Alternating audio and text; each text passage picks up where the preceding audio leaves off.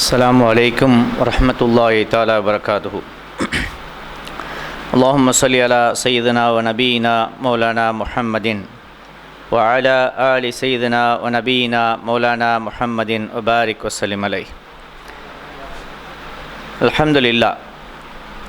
இன்றைய தினம் நாம் குழந்தை வளர்ப்பு என்ற ஒரு தலைப்பில் நம்ம சில கருத்துக்களை பரிமாற்ற இருக்கிறோம். குழந்தை வளர்ப்புங்கிறது ஒரு சாதாரண ஒரு செயல் அல்ல. அது மிகவும் முக்கியமான, மிகவும் கடினமான ஒரு செயல்.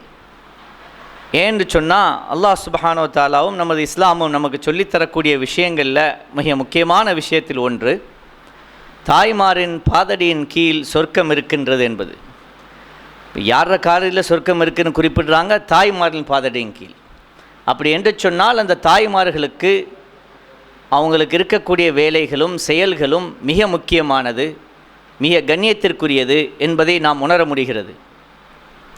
ஒரு தாயானவள் அந்த தொழிலை, அதாவது குழந்தை பராமரிப்பு என்ற ஒரு தொழிலை செய்யும்போது அது ஒரு நாளில் 24 மணி நேரமும் செய்யக்கூடிய தொழில். இப்போ நான் ஒரு வேலை செய்கிறேன்னு சொன்னால், ஒரு தொழில் இருந்தால் ஒரு நாளைக்கு 8 மணி நேரம் 10 மணி நேரம் வேலை செய்வோம். மீதி உள்ள நேரங்கள் எல்லாம் நமக்கு கொஞ்சம் ரெஸ்ட் நேரம் கிடைக்கும். வாரத்தில் ஒரு நாளோ 2 நாளோ 1.5 நாளோ நமக்கு விடுமுறை கிடைக்கும். ஆனால் குழந்தை பராமரிப்பு, குழந்தை வளர்ப்பு என்பது ஒரு நாளில் 24 மணி நேரமும், அதாவது முழு நேரமும் அது ஒரு தொழிலாக, ஒரு வேலையாக, ஒரு செயலாக இருக்கிறது. ஆக இதில் முக்கியமாக நம்ம தெரிய வேண்டிய விஷயம், ஒரு தாயாக இருக்கக்கூடியவங்க பெர்ஃபெக்ட் மதர், அதாவது எல்லாம் சரியாக செய்ய முடியும் அப்படின்னு நம்ம சொல்கிறதா இருந்தால் அது கடினமான ஒரு விஷயம். ஆனால் அதை நோக்கி நாம் முயற்சிக்க வேண்டும். அப்படி செய்த உத்தமிகளினுடைய வாழ்க்கையை நாம் பின்பற்ற வேண்டும். கண்மணி நாயகம் ஸல்லல்லாஹு அலைஹி வஸல்லம் அவர்களுடைய அருமந்த தாயான அன்னை ஆமினா ரதியல்லாஹு அன்ஹா அவர்கள் போன்றும், மேலும் நமது உம்மஹாத்துல் முஃமினீன் ரதியல்லாஹு அன்ஹும் அவர்களுடைய வழிமுறைகளை நாம் பின்பற்றி நமது வாழ்க்கையில் குழந்தைகள் வளர்ப்பு என்கின்ற ஒரு முறையை நாம் சரிபடுத்தி வர வேண்டும். அதற்கு அல்லாஹ் சுப்ஹானஹு வ தஆலா நம் அனைவருக்கும் தௌஃபீக்கை செய்வானாக. ஆமீன். சரி, இந்த முறை செய்வதற்கு நமக்கு என்னென்ன தேவை இருக்கின்றது? ஆரம்பமாக நான் குழந்தை வளர்ப்பை சரிவர செய்ய வேண்டும் என்ற ஒரு ஆதங்கம், ஒரு எண்ணம், அதற்கான ஒரு முயற்சி, அதற்காக ஒரு கமிட்மெண்ட், அதாவது நம்ம அதை செஞ்சதே ஆகணுங்கிற ஒரு எண்ணம், திடகாத்தமான ஒரு எண்ணம் நம்ம மனசில் கட்டாயம் இருக்கணும். அதற்கு பிறகு நமக்கு தேவை ஒரு பொறுமை. பொறுமையாக செயல்படணும். நான் எடுத்த உடனே நான் பெர்ஃபெக்ட் ஆயிடுவேன், நான் கரெக்டாக எல்லாம் செஞ்சிடுவேன் அப்படின்னு நினச்சா அது சாத்தியமில்லை. நாமும் தவறு செய்யக்கூடியவர்கள், நாம் மனிதர்கள், தவறு செய்வோம், தவறுகளை உணர்ந்து நாம் திருத்திக் கொள்வோம் அப்படிங்கிற எண்ணத்தில் நம்ம வாழணும். அதிகம் நம்ம என்ன செய்யணும்? தாய்மார்கள், பேரண்ட்ஸாக இருக்கக்கூடிய உம்மா வாப்பா குழந்தைங்களுக்காக துவா செய்யணும். அதே மாதிரி குழந்தைகள் தன்னுடைய தாய் தகப்பர்களுக்காக துவா செய்யணும். ரப்பனா ஹப்லனா மின் அஸ்வாஜினா ஒ துர்ரியாத்தினா குர்ரத அயூனின் வஜால்னா லில் முத்தகின் இமாமாங்கக்கூடிய குர்ஆன் ஆயத்து இருக்கிறது. மேலும் ரப்பனா ரப்பி ரஹ்மா கமா ரப்பயானி சகீரா மாதாமத்தி ரஹ்மா யா ரஹ்மர் ரஹ்மீன்.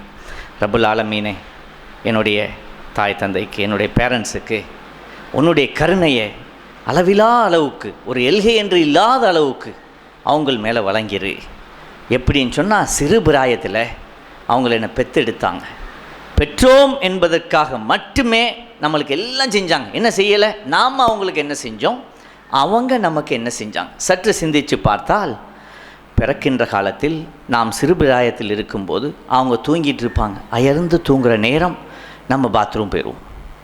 உடனே முழிச்சு உடனடியாக நமக்காக வேலை செஞ்சு கொஞ்சம் க்ளீன் பண்ணி பேம்பர்ஸ் போடுறோமோ மற்ற செய்யணுமோ செஞ்சு படுத்திருப்பாங்க. கொஞ்ச நேரத்தில் மாடி சத்தம் போடுவோம். அடுத்து உணவை கொடுப்பாங்க. இன்னும் கொஞ்சம் நேரம் இருக்கும், அடுத்த ஒரு சவுண்டு அதற்கு செய்வாங்க. ஆக நம்மகிட்டருந்து அவங்க பெற்றுக்கொண்டதெல்லாம் சில கடினங்கள். தங்களுடைய தூக்கத்தை இழக்கணும், தங்களுடைய தேவைகளை நிறைவேற்ற முடியாது, ஒரு இடத்துக்கு போகணுன்னா போக முடியாது, அந்த பிள்ளையை கவனிக்க வேண்டிய ஒரு சூழல். ஆனால் நமக்காக அவங்க அதெல்லாம் பொறுத்து கொண்டு பொறுமையாக செயல்படுறார்கள். இந்த பொறுமையில் தவறுகள் ஏற்படுமா என்றால் ஏற்பட்டிருக்கும், ஏற்பட வாய்ப்பு இருக்கிறது. ஆனாலும் நம்ம என்ன செய்கிறோம்? நம்மளோட தாய் தகப்பர்கள் நமக்காக எவ்வளோ செஞ்சாங்க, அதை நம்ம மறக்க இயலாது. அந்த ஒரு சூழலுக்காக நம்ம என்ன செய்யணும், எப்போவுமே ரப்புல் ஆலமீன்ட்ட துஆ செய்யணும். ரப்புல் ஆலமீன் தன்னுடைய கருணையை நம்முடைய தாய் தகப்பல் மீது ஹயாத்தாக இருக்கவர்களாக இருந்தால் அவங்களுக்கும், வஃபாத்தானவர்களாக இருந்தாலும் அவங்களுக்கும் என்னை இன்றும் என்றும் எப்போதும் தன்னுடைய கருணையின் அளவுக்கு செய்வானாக. ஆமீன் யா ரப்பல் ஆலமீன். அப்போது இந்த காலத்தினுடைய சூழல்களை சற்று நம்ம முன்னோக்கி பார்ப்போம். பிள்ளைகளை உண்டாகும்போது கரு தரித்த பின்பு சில நேரங்களில் என்ன ஏற்படுதுன்னு சொன்னால், நான் சில சம்பவங்களை சொல்லி உங்களுக்கு சொல்ல வரேன். இதிலேருந்து புரிவதற்கு எளிதாக இருக்கும். டாக்டர் சொல்ல கொஞ்சம் ரெஸ்ட் எடுத்தால் நல்லதுங்க அப்படின்னு சொல்லும்போது உடனடியாக என்ன செய்கிறது, வீட்டில் போய் ஒரு டேபிள் ஒரு கட்டில் அழகாக அமைச்சு, ஒரு ரெஸ்ட்டு தேவை உண்மைதான், அதன் அடிப்படையில் அமைச்சு நேரம் ஒரு டிவியை வச்சிடுறது. இந்த டிவியில் காலை முதல் தூக்கும் நேரம் வரை எப்பொழுதும் மனசிற்கு புண்படக்கூடிய சில விஷயங்களை பார்க்குறது, சுடுறதும் கொல்றதும் சண்டை பிடிப்பதும் தவறான விஷயங்களையும் பார்த்து நீங்கள் பார்க்குறது, நீங்கள் கேட்குறது, நீங்கள் உணர்வது எல்லாமே உங்கள் குழந்தைக்கு ஃபீட்டஸ், உங்களோட உடம்புக்குள்ளே இருக்கக்கூடிய அந்த குழந்தைக்கு செல்வது என்பது எல்லாரும் அறிந்த ஒரு உண்மை. மார்க்கமும் இதை சொல்லித் தருகிறது, இந்த சயின்ஸ் உலகமும் இப்போ சொல்லித் தருகிறது, அதில் எந்த சந்தேகமும் இல்லை. அப்போது மார்க்கத்தில் நமக்கு என்ன சொல்லி தரான், குழந்தைகள் உண்டாயிருக்கும் போது நீங்கள் என்ன செய்யுங்க, குரானையும் சலவாத்தையும் மற்ற ஔராதுகளையும் ஓதுங்கோ. இதனால் அந்த பிள்ளைக்கு அதெல்லாம் போகும், அதெல்லாம் மனசில் ஏறும். சிறுபிராயத்திலேயே அது ஒரு 10 வயசுக்கு முன்னாலேயே ஒரு ஹாஃபில் குரானாக மார்க்கம் அறிஞ்ச ஒரு தெளிந்த பிள்ளையாக வர வாய்ப்பு இருக்கிறது என்று இஸ்லாம் நமக்கு சொல்லி தந்திருக்கும் போது, நம்முடைய நேரத்தையும் பொழுதையும் நம்ம என்ன செய்யக்கூடாது, இந்த மாதிரி டிவி, இந்த மாதிரி அவசியம் இல்லாத விஷயங்கள், டிவியில் நல்ல ப்ரோக்ராம்ஸ் இருக்கலாம், நல்ல விஷயங்களை பார்க்கலாம், அது வேறு விஷயம். அதல்லாமல் அவசியமில்லாத விஷயங்களை நம்மளோட நேரத்தையும் பொழுதையும் வீண்படுத்தக்கூடாது. இது முதல் நிலை, குழந்தை உண்டான போது நம்ம செய்ய வேண்டிய ஃபஸ்ட்டு ஸ்டேஜ். அப்போ அடுத்த ஸ்டேஜ் குழந்தை பிறக்கிறது. குழந்தை பிறந்த பின்பு ஒரு தாய் தகப்பனுக்கு உள்ள கடமைகள் எல்லாம் நாம் அறிந்த ஒன்று. பேர் வைக்கிறது, அதற்கு முன்னால் வாங்க சொல்வது, இதெல்லாம் நாம் அறிந்த ஒன்று. இதை நம்ம உலமாக்களும் பெரியவர்களும் நமக்கு எடுத்து சொல்லியிருக்கிறார்கள். அதை சரிவர நாம் செய்து வர வேண்டும். அதற்கடுத்தாப்பில் பிள்ளைகளுக்கு தாய்ப்பால் கொடுப்பது. இதில் உணர வேண்டிய முக்கியமான விஷயம் ஒன்று, தாய்ப்பாலுக்கு சமமான வேறு பால் உணர்வு கிடையாது உலகத்தில். அல்லாஹ் சுப்ஹானஹு வ தஆலா அப்படி வைக்கவில்லை, எதுவும் இல்லை. நீங்கள் சயின்ஸாக நான் பேசணுன்னு சொன்னால், தாய்ப்பாலில் விட்டமின் சி இருக்குங்க, மற்றதில் கிடையாதுங்க. ஆட்டுப்பால்லையோ மாட்டுப்பால்லையோ கிடையாது. தாய்ப்பாலில் சோடியம் கம்மி, கால்சியம் கம்மி, மற்றதெல்லாம் கூட. இப்படியெல்லாம் வித்தியாசங்கள் நிறைய இருக்குது, கம்பேர் பண்ணி பேச முடியாது. அந்த உணர்வு, ஒரு தாய்ப்பால் கொடுத்ததுனுடைய உணர்வை நான் ஒரு எக்ஸாம்பிளாக உங்களுக்கு சொல்கிறேன். ஒரு இடத்துல கொண்டு போய் நிறைய பெண்களை நிப்பாட்டி அவங்க அனைவரையும் தலையிலிருந்து கால் வரை மூட வைக்கிறோம் வைங்க, ஒரு சூழல் ஏற்படுத்தி இந்த தாய்மார்களுடைய குழந்தைகளை உள்ளே கொண்டு விடுறோம், கண்ணையே பொத்தி அங்கே விட்டுடுறோம். கரெக்டாக அந்தந்த தாயை அந்த பிள்ளை பிடிச்சிடும், கரெக்டாக பிடிச்சிடும், எந்த வித்தியாசமும் கிடையாது. இல்லை நீ மேக்கப் பண்ணி ஒரு செய்தியை சொல்கிறீ, அப்படி நடக்காதுன்னு நீங்கள் சொல்கிறதா இருந்தால், நமக்கு அறிஞ்சு சில நாடுகளில் தலையிலிருந்து கால் வரை முகத்தை கூடியவங்க மூடக்கூடியவங்க நம்ம பார்த்துருக்குறோம். அங்கே போய் பாருங்கள், சூப்பர் மார்க்கெட்டில் பிள்ளையை விட்டுட்டு சாமான் வாங்கிட்டு இருப்பாங்க. தடார்னு பிள்ளை கரெக்டாக உமா போய் பிடிக்கும். உமா வாப்பா கூட வேண்டிய அவசியம் இல்லை, சரியாக போகும். எப்படி போகுதுன்னு சொன்னால், பிள்ளைகளுக்கு செவி கேட்பதை விட, பிள்ளைகள் பார்ப்பதை விட அதற்கு உணர்வு ரொம்ப அதிகம். மோப்ப உணர்வுங்கிற மாதிரி அதுக்கு சென்ஸ் ரொம்ப கூடும். உம்மாட வாசனை, தாய்ப்பால் கொடுத்துருந்தா அந்த வாசனையும் கூட சேர்த்து அதிகமான வாசனைகளை உணரக்கூடிய செயல்களும் உண்டு. கொஞ்சம் வயசு கூடின குழந்தைங்க, உதாரணமாக ஒரு 3 வயசு 4 வயசு 5 வயசு இந்த மாதிரி பிள்ளைங்க என்ன செய்யுன்னு சொன்னால், அதிகமாக தாய் தகப்பர்களை இமிட்டேட், காப்பி அடிக்கும். நீங்கள் பிள்ளை பாப்பா நீ என்ன செய்யணும், தண்ணி குடிக்கிறதா இருந்தால் உட்காந்தமாக குடிக்கணும் அப்படின்னு நீங்கள் சொல்லி அறியும். ஆனால் நீங்கள் அவசரமாக வந்து ஒரு கிளாஸ் தண்ணியை மடக்கு நின்று குடிச்சிடுறிய. அடுத்த நிமிஷம் பார்த்தீங்கன்னு சொன்னால் உங்களுடைய குழந்தை நின்று தான் குடிக்கும். அது உங்களை பார்த்து அப்படியே காப்பி அடிக்குமே தவிர்த்து அது நீங்கள் சொன்னதை ஏற்று செய்ய போகிறதல்ல. நீங்கள் சொல்வதை விட நீங்கள் செய்வதை காப்பி அடிக்கிறது தான் அந்த பிள்ளைக்கு ரொம்ப முக்கியமான விஷயம். சரி, நான் சொல்கிறதெல்லாம் செய்கிறது, நான் ஒன்றும் பெர்ஃபெக்டான மதர்லேருந்து முதலே சொல்லிட்டியோ, அப்போ எப்படி நானும் தப்பு செய்யத்தானே செய்வேன், என் பிள்ளை தப்பாக காப்பி அடிக்குமே, அப்போ நான் என்ன செய்யணும்? இதுக்கு தானே இஸ்லாம் நமக்கு சொல்லி தந்திருக்கு. அல்லிமு அவுலாதக்கும், உங்களோட குழந்தைகளுக்கு 3 விஷயங்களை சொல்லிக் கொடுங்க. முதல்ல என்ன சொல்லிக் கொடுக்கணும்? ஹுப்பு ரசூல் ஸல்லல்லாஹு அலைஹி வஸல்லம். 2வது ரசூல் ஸல்லல்லாஹு அலைஹி வஸல்லம் குடும்பத்தின் மீது உள்ள பாசமும் அன்பும். 3வது குர்ஆனை படித்து கொடுங்கன்னு சொல்லியிருக்கு. இதில் முக்கியமாக கவனிக்க வேண்டிய விஷயம், ஒரு ஆளுக்கு இன்னொரு ஆள் மீது ஹுப்பு வந்துட்டுன்னு சொன்னால் அவங்க செய்கிறது அப்படியே காப்பி அடிப்போம். இப்போ எனக்கு ரசூலுல்லாஹி ஸல்லல்லாஹு அலைஹி வஸல்லத்தின் மீது முஹப்பத் அதிகம் இருக்குதுன்னு சொன்னால், ஒரு கிளாஸில் தண்ணியை கொண்டு வந்து வைக்கிறீங்க. வாப்பா இந்த தண்ணியை காட்டி, இதை குடிக்கிறத ரசூலுல்லாஹி ஸல்லல்லாஹு அலைஹி வஸல்லம் விரும்பலம்மா, இந்த தண்ணியை நீங்கள் குடிக்கிறத விரும்பலம்மா, இன்னொரு வார்த்தை சொன்னால் போதும் நான் அதை குடிக்கவே மாட்டேன், நீ குடிக்காத அப்படின்னா, என்னடா இருக்குது, நம்ம கொஞ்சம் குடித்து பார்த்தா டேஸ்ட் ஆகிக்குமோ அப்படின்னு அந்த எண்ணம் வரும். தடுத்தீர்கள்னு சொன்னால் அதை எப்படியாவது செய்யணுங்கிற எண்ணம், ஒரு ஆதங்கம் வந்துக்கிட்டே இருக்கும். ஆனால் அதே இது எனக்கு முஹப்பத்தை முதலே ஏற்படுத்தியிருந்தீங்கன்னு சொன்னால், குழந்தைகளுக்கு முஹப்பத்து ரசூலை ஆரம்பத்திலே நீங்கள் செய்து கொடுத்துருந்தீங்கன்னு சொன்னால், அந்த குழந்தைய நீங்கள் இப்படியே சொல்லி திருத்தலாம். நீங்கள் கேட்கலாம், இதெல்லாம் சாத்தியமானு கேட்காதீங்க. நான் நடைமுறையில் சில பேர் செய்வதை பார்த்துருக்கிறேன், நானும் அனுபவித்திருக்கேன். அல்ஹம்துலில்லாஹ்.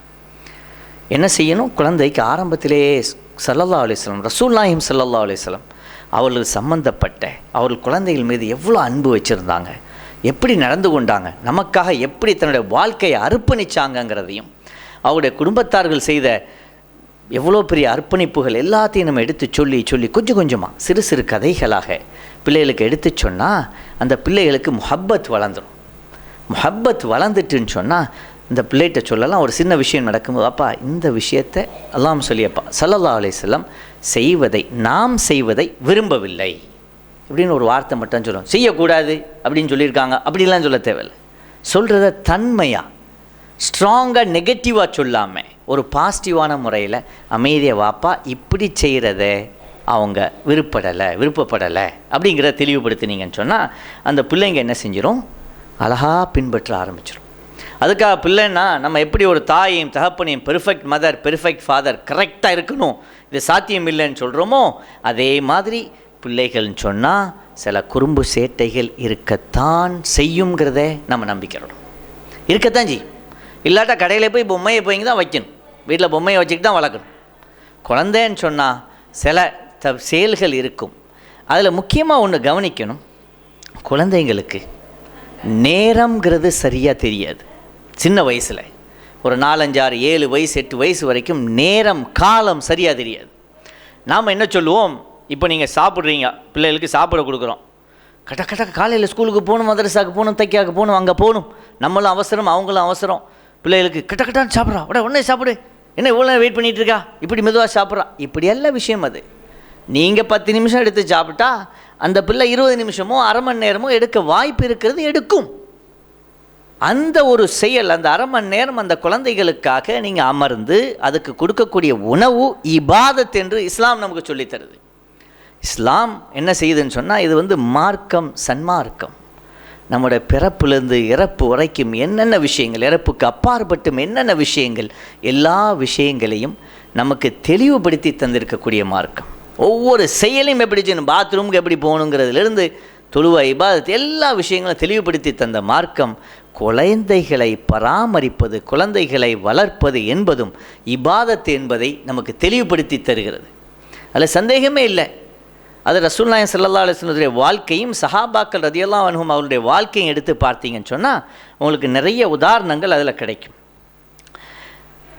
அடுத்த விஷயமாக நம்ம எடுத்துக்கொள்ள வேண்டிய விஷயம், தாய்மார்களும் தகப்பன்களும் செய்ய வேண்டிய முக்கியமான விஷயம், பிள்ளைகள் மீது அதிகம் துவாக்களை செய்யணும். பதுவாக்களை செஞ்சிடக்கூடாது. பிள்ளைகளை நாசமாக போவா, தரித்திரியம், பன்றி, நாய் இப்படியெல்லாம் திட்டக்கூடாது. பழைய காலத்து பழக்கங்கள், நம்முடைய உம்மாமார்கள் நம்முடைய கம்மாமார்கள் நம்மளை திட்டுறதை பார்த்துங்க, திட்டுறதா இருக்காது, நாசமாக போகாமல் ஈப்பா. ஏன்னா இந்த மாதிரி வார்த்தைகள் அழகாக வடிசப்படுத்தி சரியாக ஆக்கி அது ஒரு துவாவாக அமைஞ்சு போகும். அதனால் நமக்கு பல நன்மைகள் ஏற்படும், நம்ம பல கஷ்டங்கள்லேருந்து பாதுகாக்கப்படுவோம். அல்லாஹ் உனக்கு நீண்ட ஆயுளை தருவாமா அப்படி துவா செய்வா. இப்போ அப்படி இல்லை, தடார் புடார்னு எடுப்புக்கெல்லாம் எவ்வளோ ஃபாஸ்ட் வேர்ல்டு, ரொம்ப வேகமாக போகக்கூடிய உலகத்தை வாழ்கிறோம்.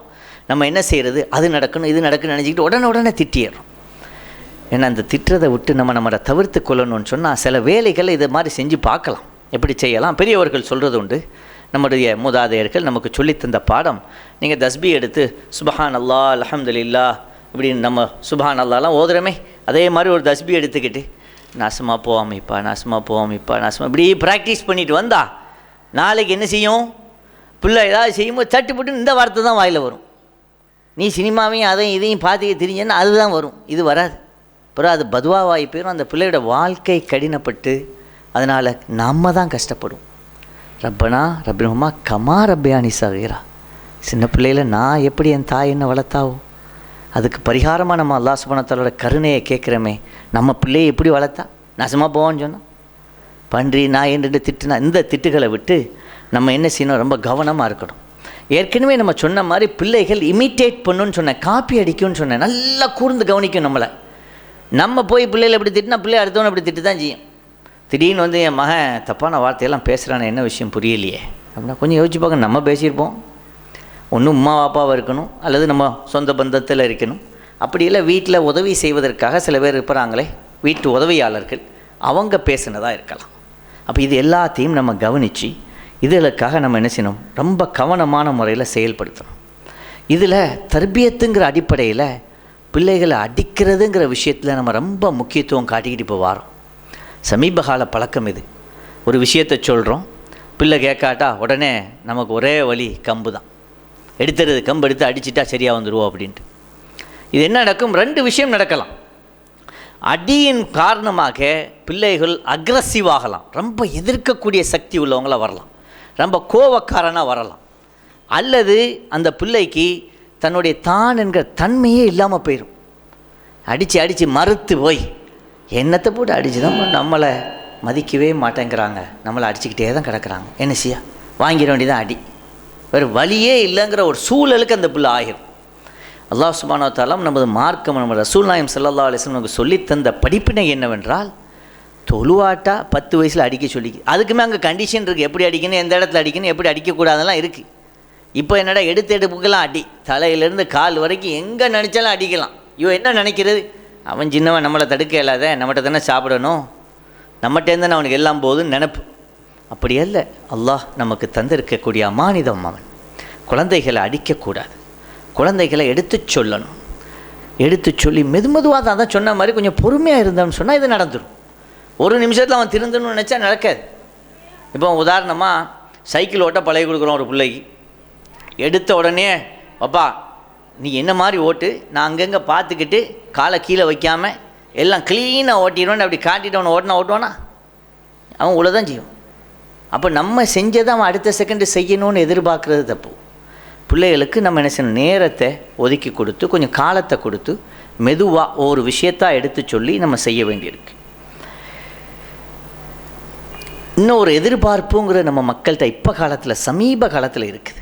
என்ன இருக்குதுன்னு சொன்னால், குழந்தைகள் அந்த பையன் 3 வயசில் இன்னென்ன செஞ்சான், 1 வயசில் நடந்தான், 1.25 வயசில் அழகா மணியாக பேசிட்டான், இவனும் பேசணும் நம்ம மகனும் பேசணும் இப்படின்ற எதிர்பார்ப்பு.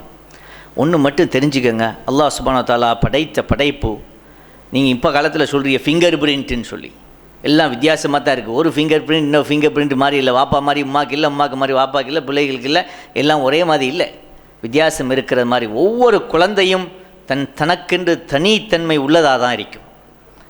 ஒரு குழந்தை 1 வயசில் சில செயல்களை செய்யலாம், இன்னொரு குழந்தை கொஞ்சம் கூடவோ கொஞ்சம் குறையவோ சில வேலைகளில் வித்தியாசங்களாகவும் செயல்படலாம். 2 பிள்ளைகளை கம்பேர் பண்ணி இது இப்படி இருந்துச்சு அதுவும் அப்படி இருக்கணும், காப்பி சேமாக தான் இருக்கணும்னு நீங்கள் நினச்சிங்கன்னு சொன்னால் குழந்தை வளர்ப்புங்கிறதுல சில விஷயங்களே அடிபட்டு போகும். ஒரு பிள்ளையை வளர்த்தவனால் 2 வளர்க்க முடியும், 2 வளர்த்தால் 3 வளர்க்க முடியும், 4 வளர்க்க முடியும்னு வரிசையாக போயிடும். அப்படி எல்லா விஷயம் ஒரு பிள்ளையை வளர்க்குறதுங்கிறது ஒரு விஷயம். இதில் சில விஷயங்களை கற்றுக்குருவோம். முதல் பிள்ளைகிட்ட சில தவறுகள் நம்ம செஞ்சுருக்கலாம், அதான் பெர்ஃபெக்ட் மதருங்கிற அடிப்படையில் நம்ம சில தவறுகளை செஞ்சுருப்போம், அதை கற்றுக்குருவோம், அடுத்ததில் அதை சேஞ்ச் பண்ணிடுவோம். இது இயல்பு. ஒன்று விஷயத்துலேயும் நம்ம கற்றுக்கொள்வது. ஆக பிள்ளைகளை விஷயத்தில் தயவு கூர்ந்து எல்லாம் ஒரே விஷயத்தை ஒரே மாதிரி செய்யணும்னு எதிர்பார்க்காதீங்க. இன்னும் சொல்லப்போனால் இன்றைய கால மருத்துவ விஷயத்தில் குழந்தைகள் இத்தனை வயசுக்கு இத்தனை இடம் இருக்கணும்னு சொல்கிறாங்களே, அது எக்ஸாக்ட் வெயிட் இருக்கணுங்கிற அவசியம் கூட அங்கே இல்லை. இவ்வளோதான் எக்ஸாக்டாக இருக்கணும் அந்த பிள்ளை அப்படின்னு இல்லை. சில பிள்ளைகள் பார்த்தீங்கன்னு சொன்னால் சில தாய்மார்களுக்கு தெரியும், நடந்தே இருக்க மாட்டான், தவண்டுக்கிட்டே இருப்பான், திடீர்னு ஒரு நாள் இருந்து கடன்னு ஒரு 4 ஸ்டெப் வச்சுருவான். அம்மாவுக்கு ஆச்சரியமாக போவோம், அல்ஹம்துலில்லாஹ் சுப்ஹானல்லாஹ் அதுவாலாம் ஓதி நிறைய மௌலுதுகள் எல்லாம் நடக்கும், அங்கே மகிழ்ச்சி அடைவார்கள். ஆச்சரியமான விஷயம். இதில் எத்தனை தாய்மார்கள் தந்தைமார்கள் பாருங்கள், நினச்சி பாருங்கள், உங்கள் வாழ்க்கையிலே பாருங்கள் எத்தனை பிள்ளை இப்படி செஞ்சுருக்குன்னு சொல்லி. இது சகஜமான விஷயங்கள். அடுத்ததாக சமீப காலமாக நடக்கக்கூடிய சமீப விஷயங்களை மட்டும் நான் சொல்லி வரேன். நடக்கக்கூடிய ஒரு முக்கிய பிரச்சனை நம்மக்கிட்ட, நம்ம குழந்தைகளுக்கு லேப்டாப், மொபைல் ஃபோன், டேப்லெட், இந்த மாதிரி விஷயங்கள், ஐபேடு, ஐஃபோனு, இப்படி விஷயங்களை கொடுக்குறோம். கொடுக்கலாமா கொடுக்கக்கூடாதா என்பது விவாதத்துக்குரிய ஒரு டாபிக். ஒன்று மட்டும் தெரிஞ்சுக்கங்க, நான் இப்போ போய் ரோட்டில் போய் இறங்கி ஒரு ஃபுட்பால் விளாட்றேன்னு வச்சுக்கோங்க. ஒரு 1/2 மணி நேரம் விளாடலாம், 1 மணி நேரம், 1.5 மணி நேரம் விளாடுனா நான் எனக்கு கொஞ்சம் களைப்பு ஏற்பட்டுரும், அதோடு நான் நிப்பாட்டிடுவேன். இந்த டேப் விளாடி களைப்பா? அதில் ஒரு ஃபுட்பால் விளாட்றான்னு வச்சுக்கோங்க, ஒரு காரை ஓட்டு அதில் ஓட்டிக்கிட்டிக்கிறான், இதுக்கு ஒரு களைப்புன்னு ஒன்று இருக்குதா? அந்த பிள்ளை யார்ட்டையாவது பேசுதா? யாருடைய செயலாவது பார்க்குதா? அதில் வரக்கூடிய விளையாட்டுகளில் நிறைய விளையாட்டுகள் எப்படின்னு சொன்னால் துப்பாக்கி சுடுறதா தானே இருக்குது.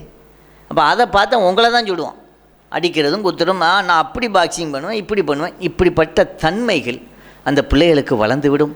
அந்த பிள்ளைகளுடைய பேச்சு வளர்ப்பும் பாதிக்கும், மற்றவங்களை பார்த்து கற்றுக்கொள்வதும் பாதிக்கும்.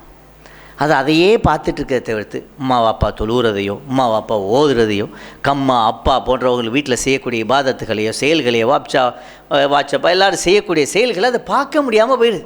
அது முழுக்க அதில் தான் போகுது. இதுக்கு உங்களால் ஒரு வரையறை, ஒரு காலப்பொழுதையும் இதுதான் விளையாடணும், இப்படித்தான் செய்யணும் என்று உங்களால் காலப்பொழுதும் வரையறையும் செய்ய முடியுமானால் அதை கொஞ்சம் செஞ்சு பார்க்கலாம். அது எந்த அளவுக்கு சாத்தியங்கிறத நீங்கள் சிந்திச்சு பார்க்கணும். ஏன்னு சொன்னால் ஒன்ஸ் ஒரு டேபையோ ஒரு லேப்டாப்பையோ கொடுத்துட்டோன்னு சொன்னால் இன்ற காலத்தினுடைய இன்டர்நெட்டில் 100%, 80% பொய்யான விஷயங்கள் இருக்கும். 20% உண்மைகளை எழுதியிருந்தாலும் குழப்பங்கள் அதில் ஒரு 10% இருக்கும். மீதி ஒரு 10% தான் அதில் உண்மைகளே இருக்கும். அந்த பிள்ளைக்கு அந்த வயதில் இதுதான் உண்மை, இதுதான் சரி, இது தவறுன்னு எப்படி தெரியும்? நம்மளில் எத்தனை பேர் நமக்கு தெரிஞ்சவங்க இந்த இன்டர்நெட் மூலமாக நாசமாக போயிருக்கிறத நம்ம பார்க்குறோம்.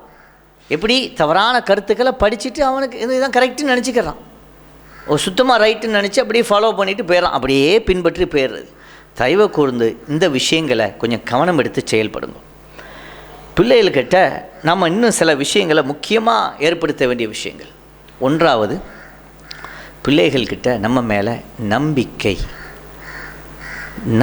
வரணும். எப்படின்னு சொன்னால், இப்போ இப்போ நான் வீட்டிலேருந்து வர்றேன் வச்சுக்கோங்க, என் மகன் நான் உன்னோட தான் வருவேன், வாப்பா என்னை கூப்பிட்டு போ அப்படின்னு சொன்னால், அந்த பையனை நான் வெளியே போகலாமா அப்படின்னு சொல்லி சொல்லியாக போகாமல் முடுக்குலையாக வெளியே வந்துடுறது. அவன் அதுலேருந்து ஒரு 4-5 நிமிஷம் 10 நிமிஷத்துக்குள்ளே கண்டுபிடிச்சிருவான் வாப்பா வீட்டில் இல்லைன்ட்டு. அவன் போட்டு கதறுவான். அப்புறம் அடுத்த தடவை நம்ம இந்த மாதிரி செய்கிறத என்ன செய்வான், வாப்பா கையை பிடிச்சிருவான், காலை பிடிச்சிருவான், விடமாட்டான். என்ன சொல்லுவான், நீ என்ன விட்டுட்டு போயிடுவான். அப்போ அவனுக்கு நம்ம மேலே இருந்த நம்பிக்கை அத்து போச்சு. அந்த இடத்துல நம்ம மேலே இந்த வாப்பா அல்லது இந்த உம்மா நம்மளை ஏமாற்றிட்டு தான் போகிறான். சில நேரங்களில் இந்த மாதிரி செய்ய வேண்டிய சூழல் ஏற்படலாம், அது வேறு விஷயம். அவசரத்தின் காரணமாக செய்ய வேண்டிய வரலாம். ஆனால் நம்ம பிள்ளைகள்கிட்ட எடுத்து சொல்லணும். இப்போ ஒரு உதாரணமாக ஒரு இடத்துக்கு போக போகிறோன்னு சொன்னால், ஒரு வேலையாக போகிறோங்கிறத சொல்லிவிட்டு கொஞ்சம் நேரத்தில், சுருகிய நேரத்தில் திருப்பி வந்தோண்டா அந்த பிள்ளைக்கு சரி என்ன இருந்தாலும் நம்ம வாப்பா அம்மா நம்ம பக்கத்தில் தான் இருக்கிறாங்க, நம்ம மேலே ஒரு எதிர்பார்ப்பு வச்சுருக்கிறாங்க. இந்த காலத்தில் அதுக்கு நிறைய வசதிகள் இருக்குது. கொஞ்சம் தூரம் போக வேண்டியிருக்கு, ஒரு வேலையாக போக வேண்டியிருக்குன்னு சொன்னால் ஃபோனுகள் இருக்குது. ஒரு ஃபோன் அடித்து பிள்ளைகிட்ட கொஞ்சம் பேசலாம், அல்லது ஒரு இன்டர்நெட் மூலமாக எது மூலமாக ஒரு வாய்ஸ் மூலமாக முகம் பார்த்து கொஞ்சம் பிள்ளைகள்கிட்ட பேசலாம். ஒரு வாய்ப்பு இருந்தால் உடனடியாக ஒரு ஃப்ளைட்டோ ஒரு காரோ பஸ்ஸோ எடுத்து வீட்டுக்கு வந்து பிள்ளைகிட்ட கொஞ்சம் கலந்து பேசலாம். இந்த மாதிரி செயல்களை ஏற்படுத்தி பிள்ளைகளுக்கு நம்ம மேலே நம்பிக்கையை ஏற்படுத்தணும்.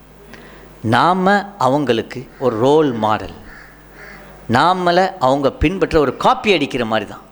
நம்ம யாரை பின்பற்றுறோம்? ரசூல் நாயகி ஸல்லல்லாஹு அலைஹி வஸல்லம் அவர்களையும் அவர்கள் காட்டி தந்தவர்களையும் நம்ம பின்பற்றுறோம். பிள்ளை நம்மளை பார்க்குது, இதன் மூலமாக நேரம் அங்கே தான் போகுது. ரசூல் நாயகி ஸல்லல்லாஹு அலைஹி வஸல்லம் சொல்லித்தந்த வழிமுறைகளை நம்ம அப்படியே பின்பற்றி வர்றோம், அவ்வளோதான். அந்த வழிமுறை பின்பற்றணும்னு சொன்னால் நம்ம பிள்ளைகள்கிட்ட தன்மையாக நடந்துக்கணும். எங்கேயாவது ஸல்லல்லாஹு அலைஹி வஸல்லம் பிள்ளைகளை அடித்ததாகவோ ஏசுனதாகவோ பேசினதாகவோ கேள்விப்பட்டிருக்கீங்களா? எத்தனை பயான்கள் நம்ம கேட்டிருக்கிறோம், எத்தனை உலமாக்கள் நமக்கு எடுத்து சொல்லியிருக்கிறார்கள். என்னைக்காவது உண்டா? ரசூல் நாயகம் ஸல்லல்லாஹு அலைஹி வஸல்லம் அவர்கள் தொழுகும்போது அவங்க மேலே முதுகில் சுஜூதில் இருக்கும்போது அவருடைய பேரப்பிள்ளைகள் குழந்தைகள் ஏறி உட்கார்ந்ததா செய்தி நம்ம கேள்விப்பட்டிருக்கிறோம். அவங்க குதுபா நிற்கும்போது பேரப்பிள்ளைகள் வர்றதை கண்டு குதுபாவிலிருந்து கீழே இறங்கி பிள்ளைகளை தூக்குனதாக பார்த்துருக்குறோம். எல்லா நேரமும் குழந்தைகளுக்கு ஸ்வீட் பண்டங்கள் கொடுக்கக்கூடியவர்கள் ரசூலுல்லாஹி ஸல்லல்லாஹு அலைஹி வஸல்லம் பார்த்துருக்குறோம். அப்போது ரசூலுல்லாஹி ஸல்லல்லாஹு அலைஹி வஸல்லம் எப்போவுமே குழந்தைகளோடு அன்பாகவும் பாசமாகவும் இருந்திருக்கிறாங்க. அப்படிங்கும்போது நம்ம எப்படி இருக்கணும்? நம்ம ரசூலுல்லாஹி ஸல்லல்லாஹு அலைஹி வஸல்லம் வாரிசுகள் தானே, அவங்கள பின்பற்றக்கூடியவங்க தானே. அப்போ அவங்கள மாதிரி நம்ம முயற்சி செய்யணும்.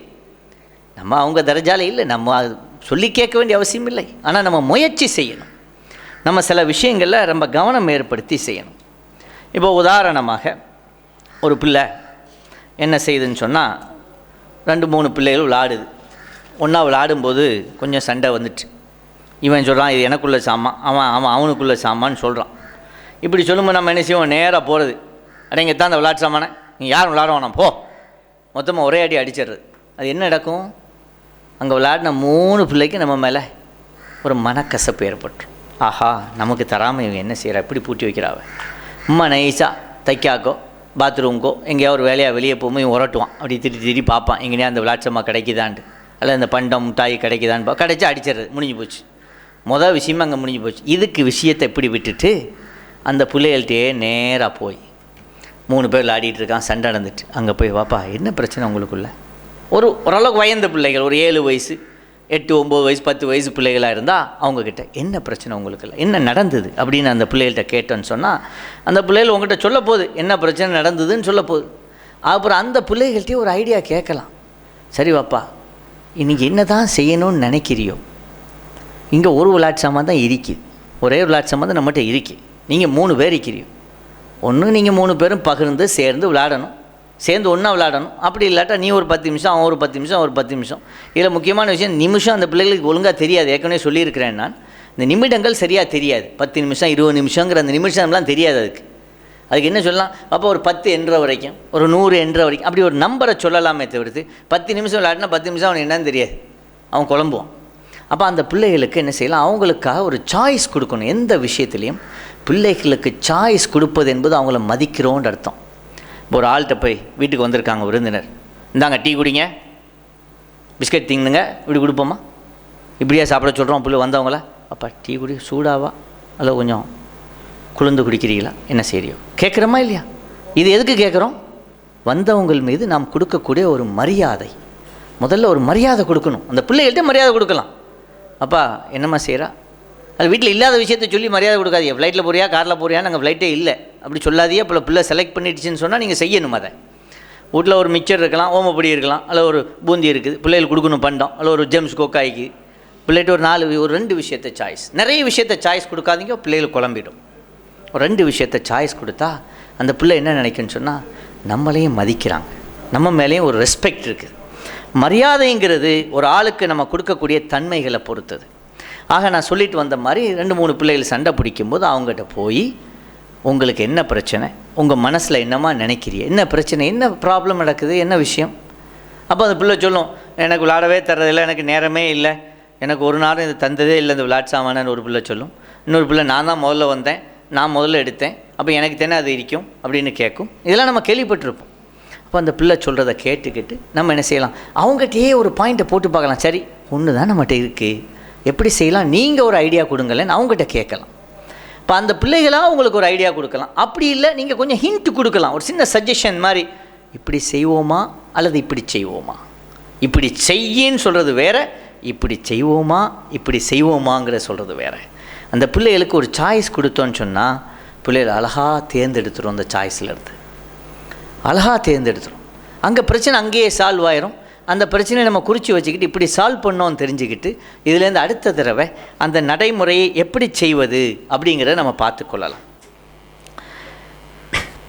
இன்னொரு நம்ம முக்கியமான விஷயம், குழந்தைகள் அழுவுதுங்கிறதுக்காக உடனடியாக எல்லா முடிவும் எடுத்துடக்கூடாது. குழந்தை அழுவுதாப்பா அதுக்கு பசிக்கும், அப்படி இல்லை அதுக்கு என்ன செய்யுது என்ன செய்யுதுன்னு எல்லாம் முடிவு ஸ்ட்ரைட் நம்ம நினச்ச முடிவல்ல அது.